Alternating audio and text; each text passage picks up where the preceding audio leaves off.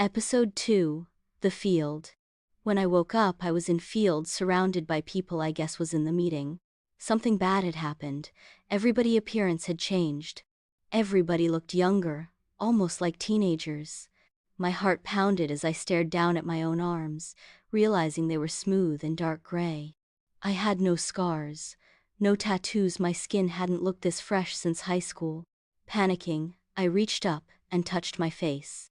I could barely recognize my reflection in the faint, glass-like surface of a broken window nearby. And that wasn't even the weirdest part. We staggered to our feet, disoriented, as we took in our surroundings. The entire city had been reshaped, divided into 6 massive sections. Each section seemed to radiate its own strange energy. It hit me like a punch to the gut. Every 26 years, the town changes. The stories were true. The first section loomed in the distance, a towering black skyscraper with a giant glowing 6 etched across its surface. There were no roads, only a network of shimmering pathways stretching across the sky, connecting floating buildings. Flying cars zipped through the air, effortlessly defying gravity. They were sleek, futuristic, and impossibly fast. Some even paused mid-air, as if waiting for a signal. Then I saw them. Men, clad in yellow ninja-like suits, their hair stark white, leapt from the suspended cars with fluid grace. Their black gloves gleamed, each adorned with the same 6 symbol as the skyscraper.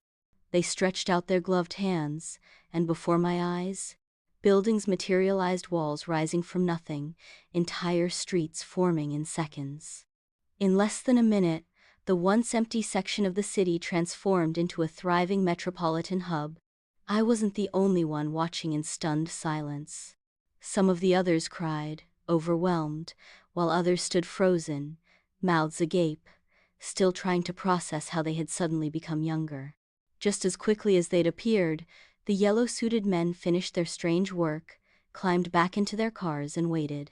Suddenly, a deafening boom echoed across the sky. A sleek, jet-black car tore through the sky, its engine howling like a living beast. Instantly, all the flying cars followed, forming a tight formation behind it. The black car soared toward the towering skyscraper, which flared with a blinding yellow light.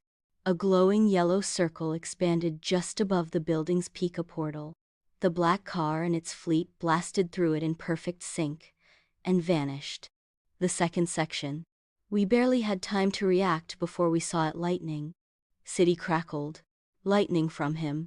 A man dressed in a yellow and black combat suit was leaping from rooftop to rooftop, leaving trails of electric sparks in his wake. He moved with inhuman speed, as if the wind itself couldn't keep up. His body shimmered with raw, untamed energy. We saw him sprint up the side of a colossal purple tower bearing the glowing symbol 2 etched into its facade. As he reached the top, he thrust both hands into the air, releasing an explosive lightning storm that lit up the entire section like a cosmic fireworks show. The storm crackled and raged for what felt like minutes before vanishing just as suddenly as it had appeared. And with it, so did the man in yellow. The castle behind the purple tower loomed, a castle, ancient and powerful, with towering gold gates that radiated an almost divine light. Hundreds of armored warriors encircled the fortress, their silver-plated weapons gleaming like the moon itself. A massive flag bearing a jagged lightning symbol flapped violently in the wind atop the castle's highest turret. I couldn't take my eyes off it. This place, this impossible place, was no longer just a strange story whispered in Town 8. It was real. "What the hell is happening?" someone demanded, snapping me out of my daze. I turned and saw Fope, a co-worker from my job at the call center. His face was pale with terror, his hands trembling. I remember hearing something about this," he stammered. "A long time ago, one of my old co-workers came to this meeting, and was never seen again." His eyes locked on mine, filled with desperation. "You were the last one to walk in. This is your fault." My stomach twisted with guilt and confusion. None of this made sense, but I couldn't deny the fear sinking into my bones. This was no ordinary intervention meeting. This was something far worse. Chapter 3. A Red Beast. The third section stood ominously in the distance, guarded by two towering humanoid robots. They were nearly 10 feet tall, their massive frames gleaming like polished metal under the strange shifting light. Each carried a colossal sword that glowed faintly with an otherworldly energy. These weren't ordinary machines, they moved too fluidly, too purposefully, like living beings encased in metal. A few people from our group cautiously approached the entrance, desperate for answers. They shouted, waved their arms, and pleaded to be let inside. The robots remained still until the group drew too close. Then, with terrifying precision, the robots moved swift and deliberate. Their swords remained sheathed, but they blocked the path with crossed blades, forcing the group back without a word.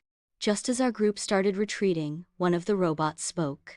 Its deep, mechanical voice echoed through the air like thunder. "Fox." We froze.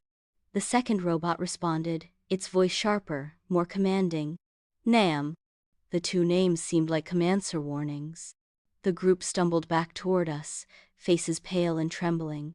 "They knew our names," someone whispered. "They knew who we were." Behind the towering metal guardians stretched a massive city, divided by two distinct landscapes. One side was dominated by endless water, a shimmering expanse stretching far beyond what the eye could see. A massive ship surrounded by hundreds of smaller boats floated silently on its surface, anchored in perfect formation. The other side of the city was a fortress of technology. Military jets unlike anything we'd ever seen lined the runways, their sleek, angular designs more alien than earthly. One of the men in our group, an ex-military pilot, muttered in awe. "I've flown every fighter jet in the world. Nothing looks like those." Suddenly, with a sound like tearing fabric, a jet materialized from thin air directly above us.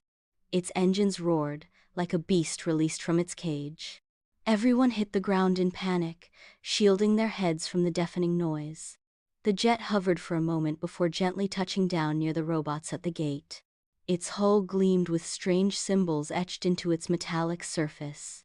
A side door slid open with a hydraulic hiss, and a woman stepped out. Her presence alone seemed to command instant respect. Her dark combat gear was trimmed with silver armor that glowed faintly with embedded symbols similar to the ones on the ship.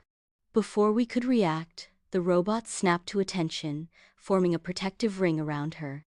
Their swords were now drawn not in hostility, but in reverence. As she turned to walk toward the city, a low hum rippled through the sky. A second, larger jet, sleek and impossibly futuristic, descended from the clouds, its hull shimmering in electric blue. Suddenly, a blinding white light erupted from its center, enveloping the area like a miniature sun. I could barely keep my eyes open, but when the light finally dimmed, I saw her. She had long white hair that shimmered like liquid moonlight and tanned skin that seemed to absorb the glow around her. The air itself seemed to still in her presence. The robots stiffened, their metallic faces locking into unreadable expressions.